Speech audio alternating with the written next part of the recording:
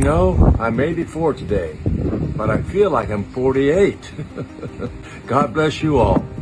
9 days before his death, Chuck Norris, at the age of 86, shared a video of himself boxing with energy and precision under the warm Hawaiian sun. To the millions who saw it, the clip was another testament to the seemingly indestructible persona of a man who had become a living legend, a man whose vitality defied the passage of time. Just 9 days later, he was gone.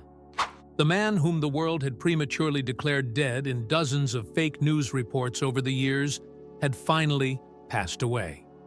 The suddenness of his departure sent a shockwave across the globe, yet the family's response to the tragedy was what truly captured public attention.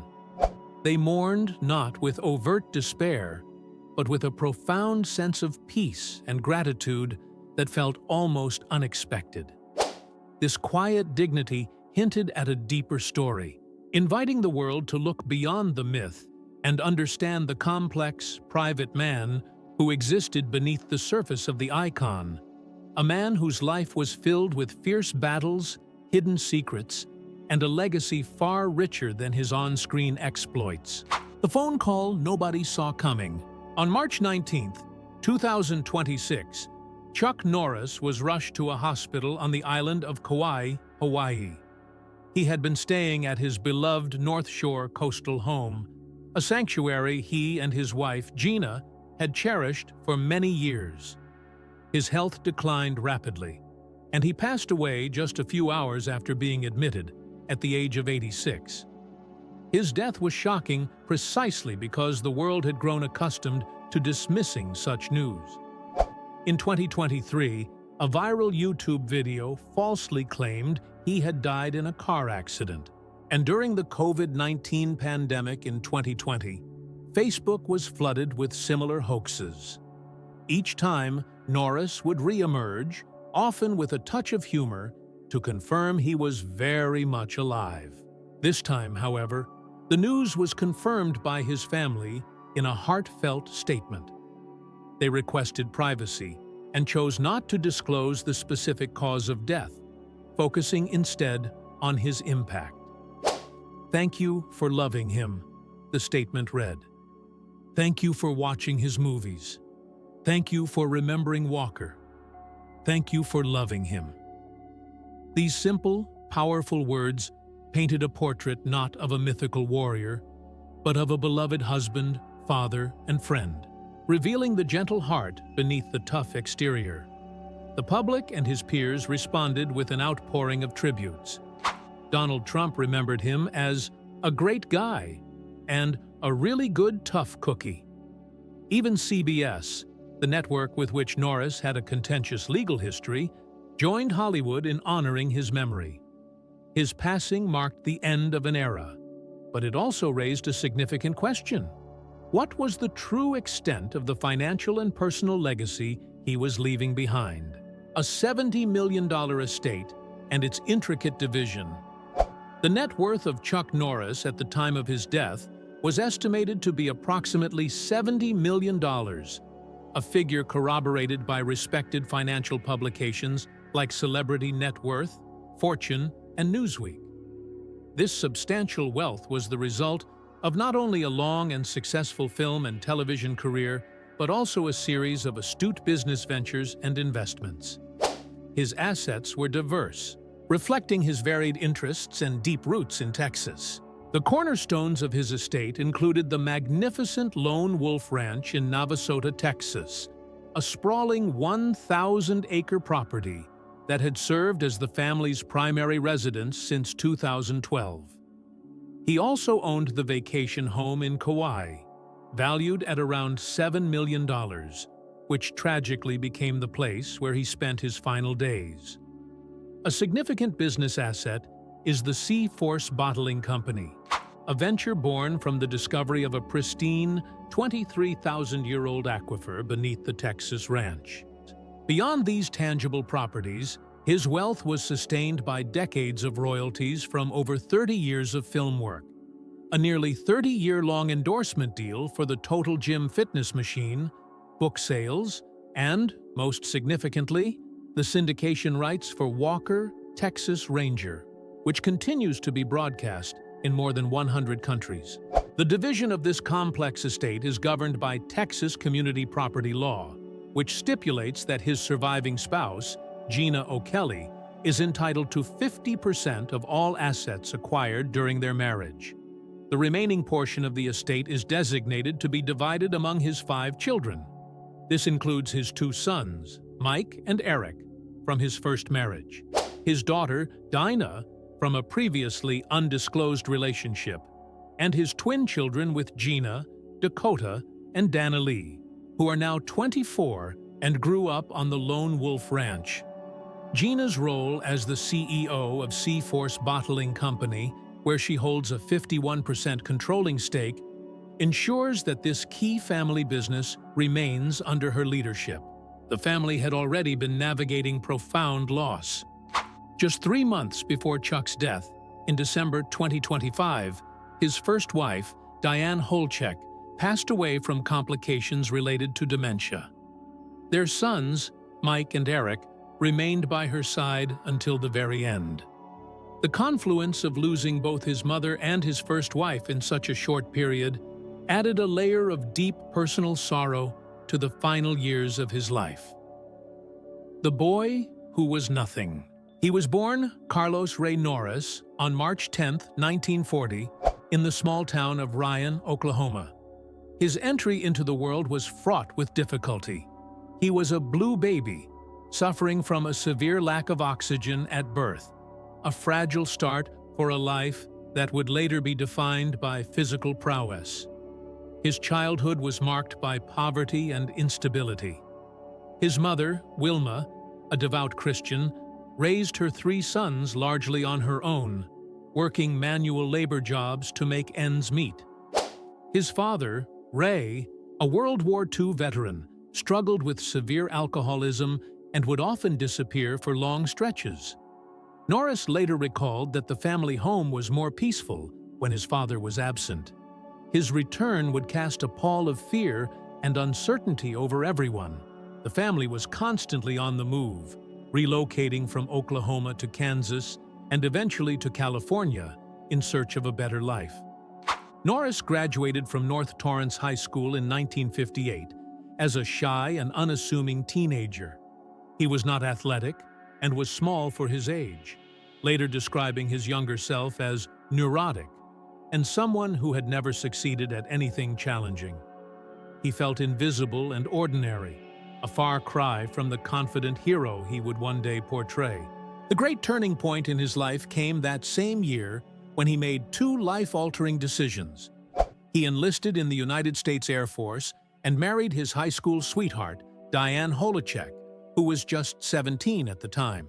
His military service took him to Osan Air Base in South Korea, and it was there that his life's trajectory was forever changed.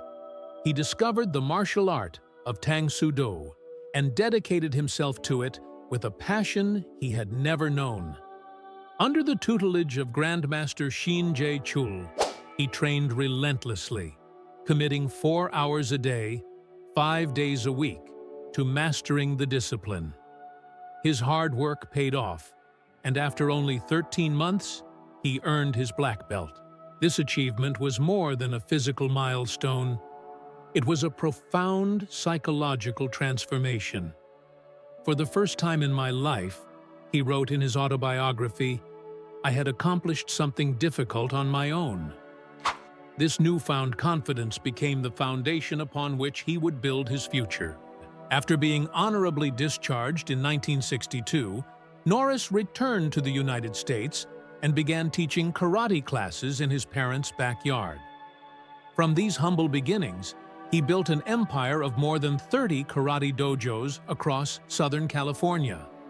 He became a sought-after instructor, attracting a roster of celebrity students that included actor Steve McQueen, Priscilla Presley, and television host Bob Barker.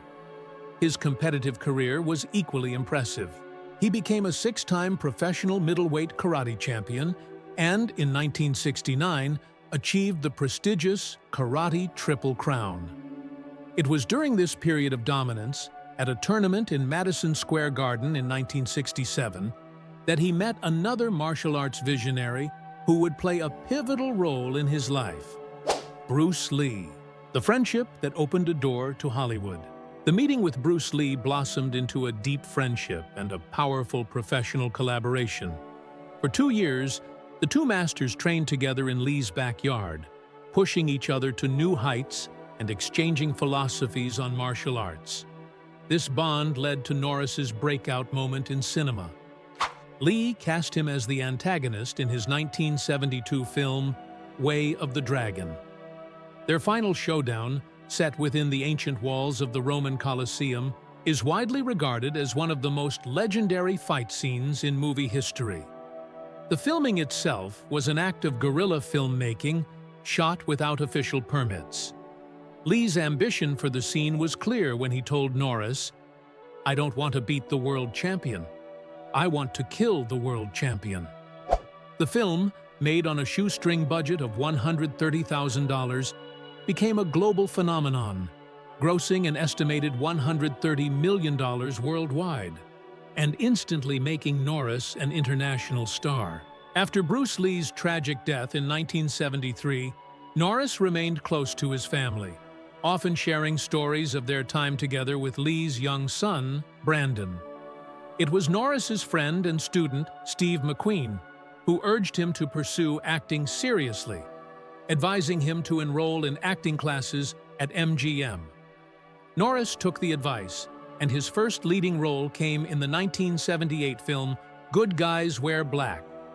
He took a risk by self-distributing the film, which paid off handsomely when it earned $18 million on a mere $1 million budget, proving he could be a bankable action star on his own terms.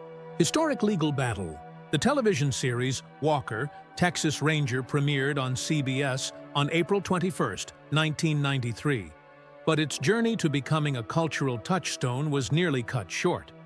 The original production company went bankrupt after completing only the pilot and 2 additional episodes, leaving the show's future in serious jeopardy. However, audiences were immediately drawn to the character of Cordell Walker, and the pilot episode garnered an impressive 16.5 rating and a 27 share. These strong numbers convinced CBS to rescue the show and invest in a full season. The series became a massive success, running for 9 seasons and producing 203 episodes. It made history as the first primetime television drama to be filmed entirely in the state of Texas. Norris exerted significant creative control over the show through his company, Top Kick Productions. He infused the storylines with his own Christian moral code, ensuring that Walker was not just a tough lawman, but also a righteous one. His brother, Aaron Norris, served as a co-producer, and Chuck even sang the show's theme song, Eyes of a Ranger. The financial rewards were immense. Norris commanded a salary of $375,000 per episode, totaling approximately $76 million in acting fees alone. By 1997, the show's syndication rights were sold to the USA Network for a staggering $750,000 per episode. The entire franchise is estimated to have generated over $692 million in revenue. However, this success was later marred by a significant legal dispute. In 2018, Norris and his production company filed a lawsuit against CBS and Sony for more than $30 million in unpaid profits. The suit alleged that the network had deliberately concealed revenue generated from streaming video-on-demand services since 2004. After a 5-year legal battle, the case was finally settled out of court in July 2023 for an undisclosed sum.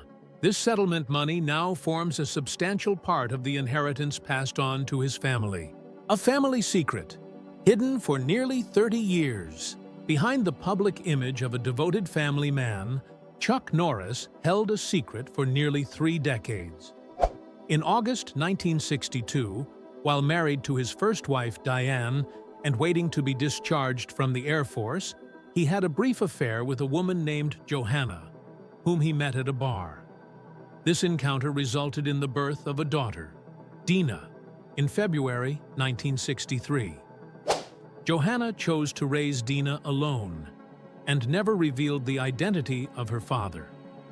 She forbade Dina from contacting Norris, and the secret was kept for 26 years. It wasn't until 1991, 2 years after Norris had divorced Diane, that Dina, now a grown woman, decided to reach out to the father she had never known. Their first meeting was emotionally charged. Norris later said he knew she was his daughter the moment he saw her. "I didn't need DNA," he recalled. "I saw my own face." He embraced Dina without hesitation, welcoming her and her family into his life.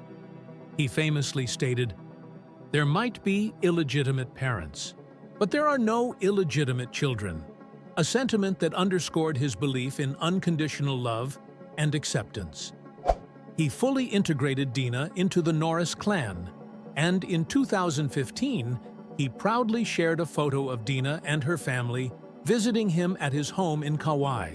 In 2012, the Norris family faced one of its most grueling battles, this time not on screen but in real life. Gina O'Kelly underwent 3 MRI scans in 8 days to monitor her rheumatoid arthritis. With each scan, she was injected with gadolinium, a heavy metal contrast agent. Shortly after, her health began to deteriorate alarmingly. She described an intense burning sensation that felt like acid was coursing through her body. She suffered from violent tremors, kidney failure, loss of function in her left hand, and severe cognitive impairment. Her condition became so severe that she could only consume baby food. Convinced that his wife was suffering from gadolinium poisoning, Chuck Norris made a pivotal decision. He put his film career on hold to dedicate himself completely to her care.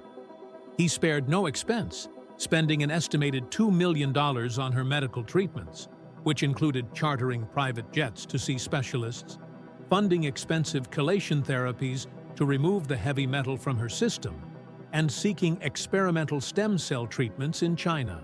In 2017, the couple filed a $10 million lawsuit against 11 pharmaceutical companies and distributors of gadolinium-based contrast agents. Their public fight raised significant awareness about the potential dangers of the substance.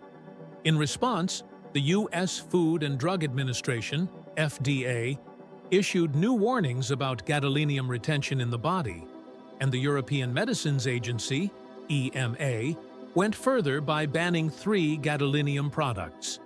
In a surprising turn, the Norris family withdrew their lawsuit in 2020, with both sides agreeing to cover their own legal costs. The reasons for the withdrawal were never made public, but their advocacy had already left a lasting impact on medical safety protocols. Chuck Norris's business acumen extended far beyond Hollywood. For 3 decades, he and model Christy Brinkley were the faces of the Total Gym, appearing in infomercials that were broadcast in 85 countries and helped sell over 4 million units of the home fitness machine. His entrepreneurial spirit also led to the creation of C-Force Bottling Company. After discovering a 23,000-year-old natural aquifer on his Texas ranch in 2011, he founded the company in 2015. Today, the facility can produce 400 bottles of artesian water per minute, which are sold across 48 states. Beyond his business interests, Norris was deeply committed to philanthropy. In 1990, with encouragement from President George H.W. Bush, he founded the Kickstart Kids Foundation. The organization uses martial arts training to teach character, discipline, and respect to at-risk middle school students. Over the years, Kickstart Kids has positively impacted the lives of more than 120,000 youths in 58 schools across Texas. A legacy of strength, faith, and controversy. Chuck Norris cultivated a public persona built on the pillars of strength, Christian faith, family values, and conservative politics. He was an outspoken supporter of the National Rifle Association, NRA, and actively participated in political campaigns, endorsing Mike Huckabee in 2007 and Donald Trump in 2016. For 2 decades, he also wrote a regular column for the conservative news website WorldNet Daily, where he shared his views on politics, culture, and faith. Following his death, discussions arose about whether his staunch political stances might overshadow his other accomplishments. Yet, his legacy remains multifaceted.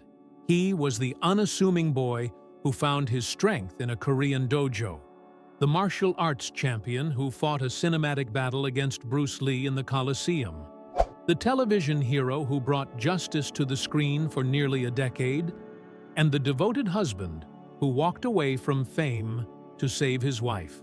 The story of Chuck Norris is a testament to an extraordinary journey, one that took a boy who felt like nothing and transformed him into a global icon whose impact will be felt for generations to come.